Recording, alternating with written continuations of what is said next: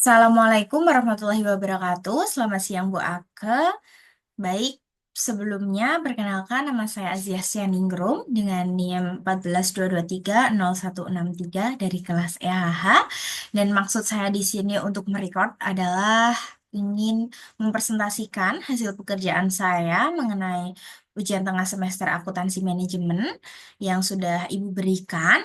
Dan mohon izin share screen ya Ibu. Saya akan menjelaskan beberapa poin. Saya buka pekerjaan saya terlebih dahulu. Nah, eh, ini adalah soal yang sudah diberikan Bu Ake. Nah, ini adalah hasil pekerjaan saya, namun untuk lebih jelasnya saya akan membacakan soalnya terlebih dahulu. Untuk soal bagian satu di ujian tertulis, itu PT Veteran adalah perusahaan mebel yang memiliki dua divisi, yaitu divisi meja dan divisi kursi. Nah, adapun informasinya pada tahun 2024 untuk kedua divisi adalah sebagai berikut.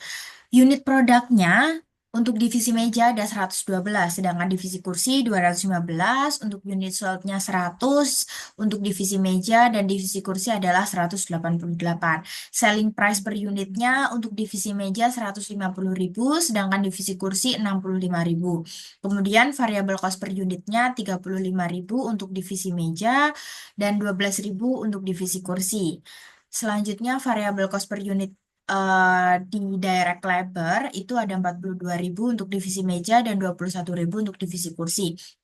Kemudian variabel overheadnya di divisi meja ada 27.000 dan divisi kursi 10.000. Kemudian fixed cost-nya yang pertama adalah fixed overhead per unit produk itu ada 20.000 dan divisi kursi ada 9.000. Kemudian fixed administrative expense di divisi meja 650.000 dan di divisi kursi 520.000. Nah, adapun asset information-nya seperti beginning and BV of asset pada divisi meja itu ada 21.300.000. Kemudian untuk divisi kursi ada 17.200.000. Sedangkan untuk ending NBV of assetnya di divisi meja ada 23.500 dan divisi kursi 19 juta. Ini maksudnya tadi 23.500.000, mohon maaf Ibu. Selanjutnya, untuk soal pertama, ini adalah materi untuk absorption dan variable costing.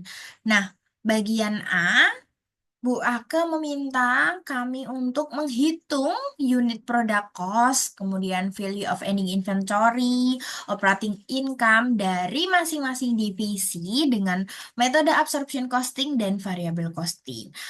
Maka kita akan menyelesaikan soal pertama di bagian A terlebih dahulu. Nah, ini tadi saya sempat menuliskan kembali informasi yang ada di soal. Nah, ini hitung unit product cost, value of ending inventory, operating income dari masing-masing divisi tersebut dengan metode absorption costing dan variable costing. Seperti itu. Nah, untuk yang pertama dulu, pertama terlebih dahulu, absorption costing untuk divisi meja terlebih dahulu. Nah, absorption costing ini kita menambahkan dari variable yang ini tadi, variable cost per unit untuk mendapatkan unit product cost dan ditambah fixed overhead-nya untuk per unitnya. Oke, untuk absorption costing dulu ya. Di divisi meja itu direct materials-nya ada 35.000, kemudian direct labors-nya adalah 42.000, variable overhead-nya ada 27.000 dan fixed overhead-nya ada 20.000. Sehingga untuk unit product cost dari divisi meja adalah 124.000. Kemudian di divisi kursi untuk direct materials-nya ada 12.000, direct labors-nya ada 21.000, variable overhead-nya ada 10.000 dan fixed overhead-nya ada 9.000. Maka unit product cost-nya untuk divisi kursi adalah 52.000. Nah, ini sudah kita dapatkan yang pertama yang Ibu minta adalah unit product cost. Unit product cost-nya untuk divisi meja adalah 124.000 dan untuk divisi kursi adalah 52.000. Selanjutnya kita akan menghitung ending inventory. Nah, Untuk menghitung ending inventory, kita perlu tahu berapa unit yang diproduksi dan berapa unit yang terjual. Untuk divisi meja, unit yang diproduksi adalah 112, sedangkan unit yang terjual adalah 100. Maka ending inventory atau persediaan akhirnya ada 12. Untuk divisi kursi, unit yang diproduksi adalah 215 dan unit terjualnya ada 188, maka ending inventory-nya ada 27. Nah, selanjutnya kita akan menghitung value of ending inventory. Nah, untuk menghitung value of ending inventory, kita mengalihkan ending inventory dikalikan dengan unit product cost. Nah, untuk divisi meja ini tadi kan kita sudah tahu bahwa ending inventory-nya ada 12 dan unit product cost-nya ada 124.000. Maka kita tinggal mengalihkan saja dan hasilnya ada 1.488.000 untuk divisi meja. Selanjutnya, kita akan menghitung value of ending inventory untuk divisi kursi. Rumusnya masih sama, ending inventory dikalikan dengan unit product cost, yaitu 27 yang ada di sini sudah kita hitung dikalikan dengan 52.000. Maka kita akan mendapatkan hasil value of ending inventory-nya, yakni 1.404.000. Nah, ini tiga yang sudah diminta Bu Ake sudah terjawab. Selanjutnya kita akan menjawab untuk operating income-nya. Nah, untuk operating income di divisi meja, dengan seperti yang sudah dijelaskan Ibu di PowerPoint yang Ibu kirimkan, ini adalah menghitungnya dengan menambahkan, mengurangi maksud saya, penjualan dan dikurangi dengan cost of goods sold. Nah, untuk penjualannya tadi kan yang terjual adalah 100 piece. Nah, untuk 100 piece ini dikalikan dengan harga penjualan per unitnya yaitu 150.000, maka penjualan yang didapatkan adalah 15 juta dikurangi dengan cost of goods sold atau unit product cost, tadi kan 124.000 dikalikan dengan 100, maka 12.400.000.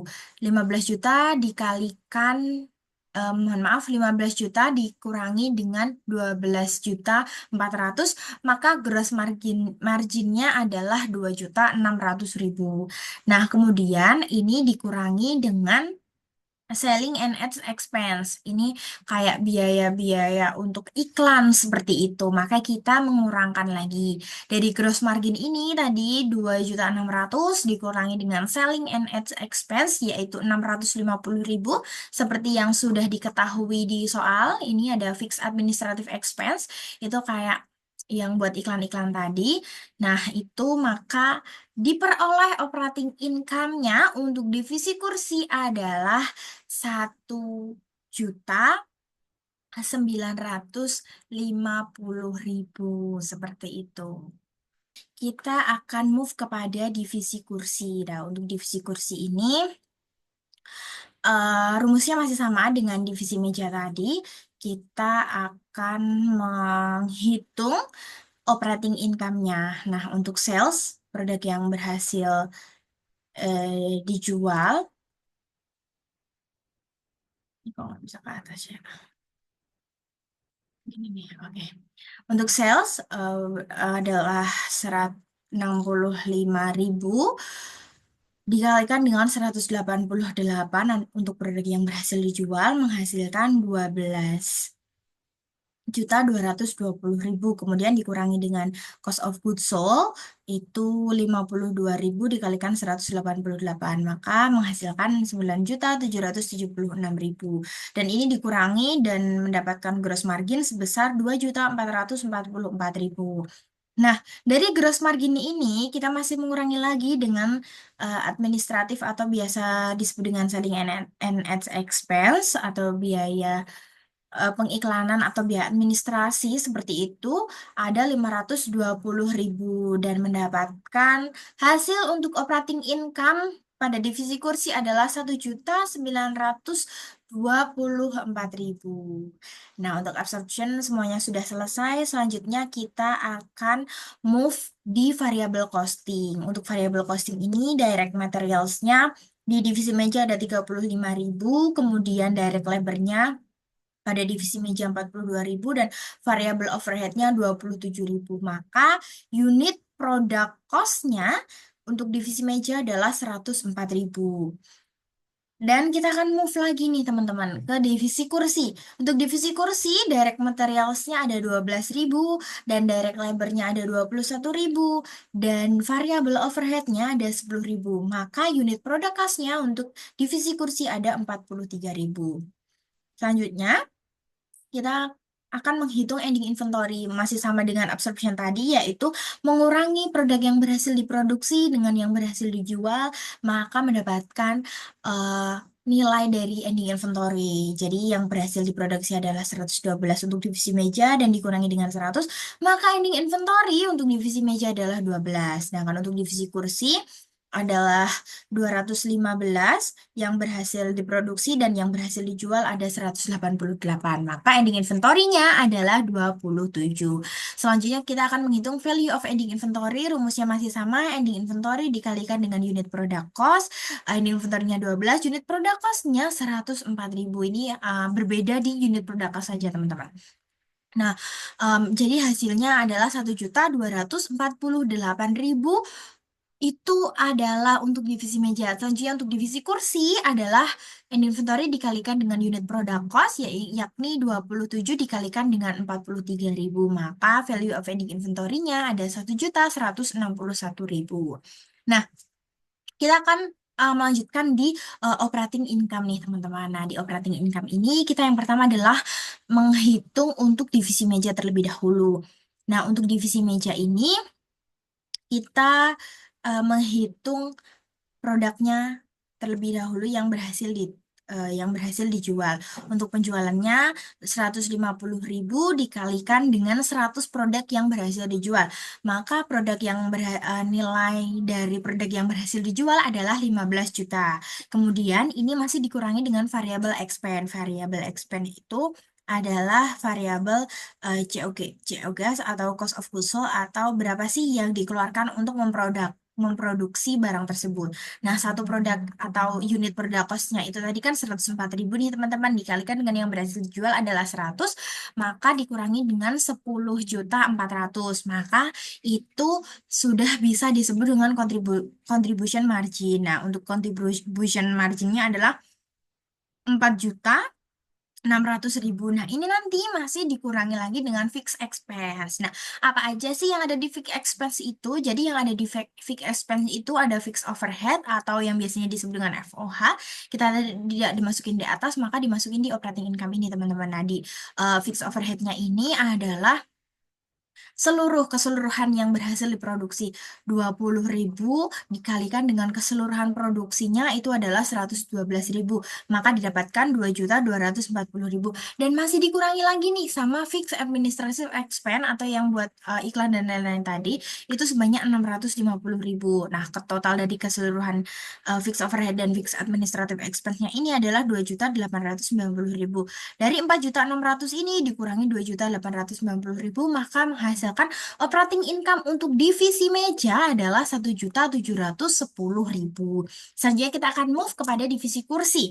Nah, pada divisi kursi ini untuk penjualannya adalah 65.000 dikalikan dengan 188 atau yang berhasil dijual yakni 12.220.000. Nah, ini masih dikurangi dengan variable expense-nya. Variable expense-nya adalah variabel COGS, yakni 43.000 dikalikan dengan 188, maka dihasilkan 8.084.000.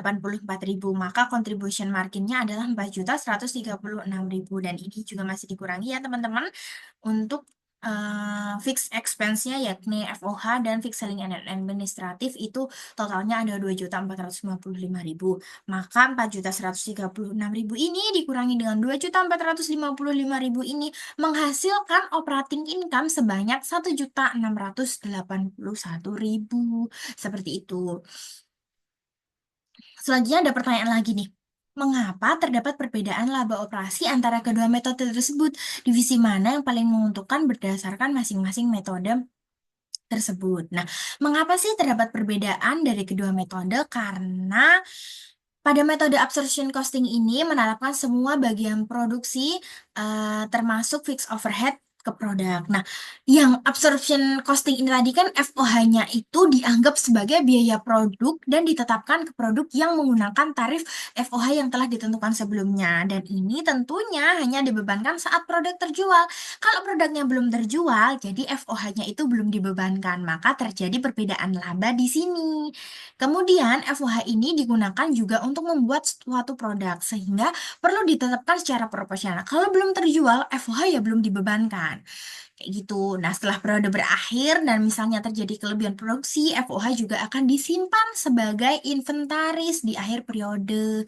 Berbeda dengan metode variable costing, teman-teman. Kalau di variable costing ini menetapkan biaya produksi variabel saja pada produk dan FOH ini diperlukan sebagai biaya periode yang dikecualikan atau dia tidak dimasukkan pada biaya produk. Tapi FOH ini adalah biaya kapasitas untuk menjaga kapasitas secara keseluruhan dan tetap ada berapapun banyaknya produk yang diproduksi pada saat itu. Dah setelah periode tersebut berakhir, manfaat yang diberikan oleh kapasitas dianggap telah kadaluarsa dan tidak dapat diinventarisasi, berbeda dengan metode absorption tadi. Jadi FOH ini eh, dibebankan sesuai dengan berapa banyak yang diproduksi untuk yang di variable costing. Kalau yang di absorption itu FOH dibebankan kepada produk yang berhasil dijual. Nah, selanjutnya ada pertanyaan nih, divisi mana yang paling menguntungkan berdasarkan masing-masing metode tersebut.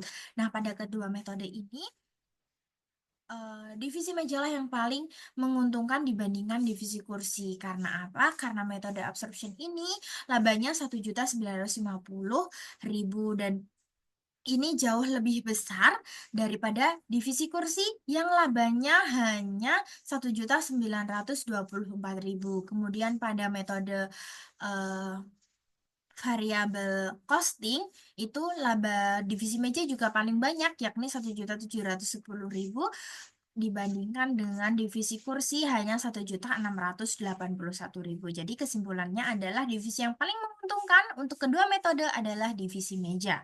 Selanjutnya soal nomor 2 mengenai investment center atau profitability. Eh, Kami diminta untuk menghitung average operating asset, margin, turnover, and return on investment pada masing-masing divisi. Jadi, yang pertama kita menghitung average operating asset. Itu rumusnya adalah beginning asset ditambah dengan ending asset dibagi dua. Nah, untuk divisi meja, aset awalnya itu adalah 21.300.000 dan aset akhirnya itu adalah 23.500.000. Ini ditambah kemudian dibagi dua untuk penambahannya menghasilkan 44.800.000 dibagi dua menghasilkan 22.400.000. Untuk divisi kursi juga rumusnya sama. Aset awal ditambah aset akhir dibagi dua yakni menghasilkan 36.200.000 dibagi dua menghasilkan angka 18.100.000. Jadi average operating asetnya adalah 22.400.000 untuk divisi meja dan 18.100.000 untuk divisi kursi. Selanjutnya kita akan menghitung margin. Rumus menghitung margin adalah operating income dibagi dengan sales. Untuk divisi meja, marginnya dihitung operating income-nya 1.950.000 dibagi dengan 15 juta, maka mendapatkan margin 0,13 atau 13%. Dan untuk divisi kursi ada marginnya itu 1.924.000 dibagi dengan salesnya 12.220.000 maka menghasilkan margin 0,1577 atau 15,77%. Oke teman-teman, ada notes yang ternyata saya kelupaan nih. Tadi Bu Aka itu memberikan notes, ingat bahwa absorption costing adalah metode yang digunakan untuk pelaporan eksternal sehingga gunakan operating income versi absorption costing dalam perhitungan tersebut. Maka income yang saya masukkan adalah operating income pada metode absorption costing. Begitupun dengan selanjutnya ya teman-teman. Selanjutnya kita akan menghitung turnover. Turnover itu dihitung dari sales dibagi dengan average operating asset. Untuk salesnya masih sama yakni 15 juta dibagi dengan average operating assetnya yang sudah dihitung di atas tadi sebanyak 22.400.000, maka menghasilkan turnover untuk divisi meja adalah 0,6696 atau dibulatkan ke atas menjadi 0,67 dan dipersenkan menjadi 67%. Kemudian untuk divisi kursi, turnovernya ada 12.220.000 dibagi dengan 18.100.000, maka turnovernya adalah 0,6751 dan dibulatkan ke atas juga menjadi 0,68. Nah, ini ya 68 ya teman-teman, ada sedikit typo. Kemudian untuk return on investment-nya, kita mengalihkan margin dikalikan dengan turnover untuk divisi meja, mendapatkan ROI 0,087 atau persenannya adalah 8,71, dan untuk divisi kursi ROI-nya adalah 10,72%. Selanjutnya nih teman-teman, yang yang B itu Bu Ake meminta untuk menghitung residual income dengan asumsi cost of capital atau minimum rate of return-nya adalah 10%. Nah, untuk menghitung residual income, kita menggunakan rumus operating income dikurangi dengan minimum rate of return dikalikan dengan average operating asset. Nah, pada divisi meja dulu ya teman-teman. Untuk divisi meja ini, residual income-nya untuk operating income-nya adalah 1.950.000 dikurangi dengan 10% untuk minimum rate of return-nya dikalikan dengan 22.400.000 atau ini adalah average operating asset-nya. Nah, maka menghasilkan 1.950.000 dikurangi dengan 2.240.000. Ternyata residual income untuk divisi meja adalah minus 290.000. Selanjutnya kita move kepada divisi kursi. Untuk residual income-nya adalah 1.924.000 dikurangi dengan 10% dikalikan dengan 18.100.000, maka 1.924.000 dikurangi dengan 1.810.000, maka menghasilkan residual income-nya adalah 114.000. Nah, selanjutnya ada pertanyaan lagi, apabila perusahaan ingin menutup salah satu divisi berdasarkan informasi laba, ROI, dan residual income yang telah dihitung sebelumnya, divisi mana yang harus ditutup? Mengapa? Jadi, untuk melihat dan untuk menentukan divisi mana yang sebaiknya ditutup, maka perlu melihat dari 3 indikator utama, yaitu operating income, return on investment, dan residual income. Nah, dengan menggunakan metode observation costing dan dengan mempertimbangkan minimum rate of return-nya sebesar 10% tadi, adapun hasil analisisnya sebagai berikut. Untuk indikator pertama adalah operating income, divisi meja adalah 1.950.000, kemudian divisi kursi adalah 1.924.000, average asetnya 22.400.000, dan divisi kursi adalah 18.100.000. Untuk return on investment-nya, divisi meja adalah 8,71% dan divisi kursi adalah 10,72%. Kemudian residual income-nya, di residual income ini untuk divisi meja minus 290.000, sedangkan pada divisi kursi adalah 114.000. Nah, berdasarkan data analisis di atas, perusahaan disarankan untuk menutup divisi meja karena beberapa alasan tentunya. Karena yang pertama adalah residual income divisi meja kurang dari 0. Nah, karena residual income ini divisi meja itu minus di angka 290.000. Nah, RI yang negatif ini tentunya menggambarkan bahwa pendapatan pembagian lebih kecil dari tingkat minimum sehingga divisi meja ini justru merugikan perusahaan atau bisa disebut dengan mengurangi nilai perusahaan. Kemudian pertimbangan yang kedua adalah return on investment divisi meja itu hanya 8,71, kurang dari rate of return sebesar 10% tadi. Dan ini tentunya juga menggambarkan ROI pada divisi meja ini berada di bawah batas minimum dan lebih rendah dari divisi kursi. Kalau di divisi kursi tadi adalah 10,72%, dia ada di atas sekitar 0,72%, tapi di divisi meja ini justru di bawahnya. Nah, di sini divisi meja gagal memenuhi target pengembalian sebesar 10%. Selanjutnya, secara keseluruhan, divisi kursi lebih efisien dan produktif dalam menghasilkan laba terhadap aset yang dimiliki. Dan divisi kursi ini tidak hanya memenuhi target saja teman-teman, tetapi juga memberikan nilai tambah positif berupa residual income-nya yang positif tadi. Nah, Tentunya dengan menutup divisi meja itu akan membantu perusahaan meningkatkan efisiensi. Fokusnya pada divisi yang lebih menguntungkan seperti divisi kursi tadi dan tentunya juga bisa menjaga standar minimum pengembalian investasi sesuai dengan target manajemen. Jadi kesimpulannya yang perlu ditutup adalah divisi meja. Seperti itu, kita akan mengerjakan soal ketiga mengenai analisis cost volume profit. Untuk soal yang A, hitung contribution margin per unit dan break even point dalam unit dan rupiah untuk divisi meja. Gunakan unit produksi 112 unit untuk menghitung fixed overhead. Itu sudah dikasih disclaimer, teman-teman.